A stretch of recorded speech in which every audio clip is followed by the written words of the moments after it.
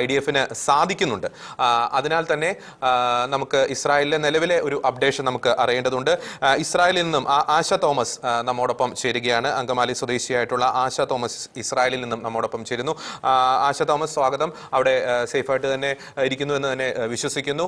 ഏറ്റവും ഒടുവിൽ നമുക്ക് ഇസ്രായേലിൽ ലഭിക്കുന്ന അപ്ഡേഷൻസ് എന്തൊക്കെയാണ്? ഈ കഴിഞ്ഞ ദിവസങ്ങളിൽ ഇറാൻ നടത്തിയിരിക്കുന്ന ആക്രമണങ്ങൾ ഏതെങ്കിലും തരത്തിലുള്ള നാശനഷ്ടങ്ങൾ ഇസ്രായേലിൽ സൃഷ്ടിച്ചിരുന്നു? ആശ തോമസ്. കഴിഞ്ഞ ദിവസങ്ങളിൽ നടത്തിയിരുന്ന അറ്റാക്കുകളിൽ ഇവിടെ കുറച്ച് നാശനഷ്ടങ്ങളൊക്കെ സംഭവിച്ചിട്ടുണ്ട്.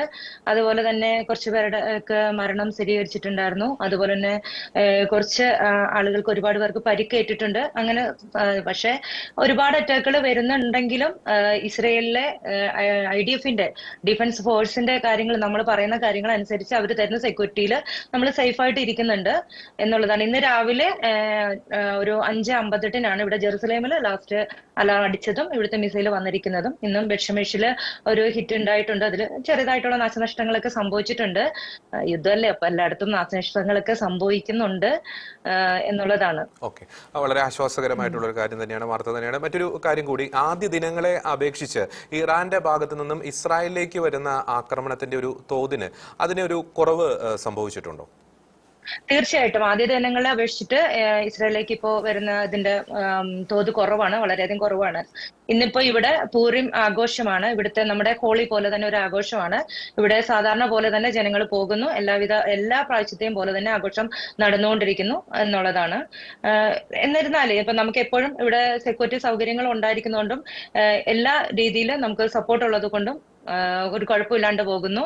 ദൈവത്തിന്റെ സഹായത്താല് മുന്നോട്ട് പോകുന്നു എന്നുള്ളതാണ്. ഞങ്ങളിവിടെ എല്ലാവരും പ്രശ്നമേഖിത മേഖലകളിലുണ്ട്, പ്രശ്നങ്ങളുണ്ട്, ഇല്ല എന്നല്ല പറയണത്.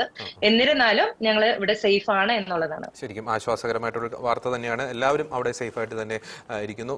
ഒരു കാര്യം കൂടി അറിയേണ്ടതുണ്ട്. അവിടെ ഈ വിദ്യാഭ്യാസ സ്ഥാപനങ്ങൾ, ഗവൺമെന്റ് സ്ഥാപനങ്ങൾ, അത്തരത്തിലുള്ള സംവിധാനങ്ങൾ പ്രവർത്തിച്ച് തുടങ്ങിയോ? സാധാരണ നിലയിലേക്ക് മടങ്ങുന്ന ഒരു സിറ്റുവേഷൻ അവിടെ ആയിട്ടുണ്ടോ? ഇല്ല, വിദ്യാഭ്യാസ സ്ഥാപനങ്ങളൊക്കെ ഇപ്പോൾ നിലവിൽ അടച്ചിട്ടിരിക്കുകയാണ്. എന്നാലും അത്യാവശ്യമുള്ള ഗവൺമെന്റ് സ്ഥാപനങ്ങളൊക്കെ പിന്നെ വർക്കിങ്ങിലാണ്. പിന്നെ ഇപ്പൊ ഇവിടെ ഞാൻ പറഞ്ഞില്ലേ, ഇവിടുത്തെ ഒരു ഫെസ്റ്റിവൽ ആണ്. അതിൻ്റെതായിട്ടുള്ള 2-3 ദിവസത്തേക്ക് അവധിയുണ്ട്. അതുകൊണ്ട് പിന്നെ യുദ്ധത്തിൻ്റെതായ കാര്യങ്ങളുണ്ട്. എല്ലാം നോർമലിലേക്ക്, സാധാരണ നിലയിലേക്ക് ജീവിത സാഹചര്യങ്ങൾ പോകുന്നുണ്ട്. പക്ഷെ ഫെസ്റ്റിവലിന്റെ ഇതും കൂടെ വെച്ചിട്ട് ഉള്ളതും കൂടെയാണ് ഇപ്പൊ നടന്നുകൊണ്ടിരിക്കുന്നത്. ഈ അവശ്യ വസ്തുക്കളുടെ ലഭ്യതയ്ക്ക് കുറവൊന്നും സംഭവിച്ചിട്ടില്ല? അതിനെപ്പറ്റിയുള്ള ഇല്ല, അങ്ങനെ യാതൊരുവിധ കുറവുകളും ഇല്ല. ഇവിടെ എല്ലാ കാര്യങ്ങളും കൃത്യമായിട്ട് നമുക്ക് എല്ലാ സാധനങ്ങളും നമുക്ക് കിട്ടുന്നുണ്ട്. ഭക്ഷണത്തിനോ അല്ലെങ്കിൽ അവശ്യ വസ്തുക്കൾക്കോ ഒന്നിനും യാതൊരു കുറവും ഇവിടെ ഇതുവരെ ഇല്ല. ഓക്കെ, വളരെ നന്ദി ആശ. വളരെ പ്രധാനപ്പെട്ട അപ്ഡേഷൻസ് ആണ് ഇസ്രായേലിൽ നിന്നും പങ്കുവച്ചത്. അത് വളരെ ആശ്വാസകരമായിട്ടുള്ളൊരു കാര്യം തന്നെയാണ്. നമ്മൾ കഴിഞ്ഞ ദിനങ്ങളിലൊക്കെ റിപ്പോർട്ട് ചെയ്തതുപോലെ അവിടെയുള്ള ഇന്ത്യൻ സമൂഹവും മലയാളികളും എല്ലാവരും, ഇസ്രായേൽക്കാരും എല്ലാവരും സേഫായിട്ട് തന്നെയാണ് ഇരിക്കുന്നത്. ഈ കഴിഞ്ഞ മണിക്കൂറുകളിൽ യാതൊരുവിധ നാശനഷ്ടങ്ങളോ അല്ലെങ്കിൽ ഒരു ഹ്യൂമൻ കാഷ്വാലിറ്റി ഒന്നും അവിടെ റിപ്പോർട്ട് ചെയ്യപ്പെട്ടിട്ടില്ല. തീർച്ചയായിട്ടും ആശ്വാസകരമായിട്ടുള്ള, സന്തോഷകരമായിട്ടുള്ളൊരു വാർത്ത തന്നെയാണ്.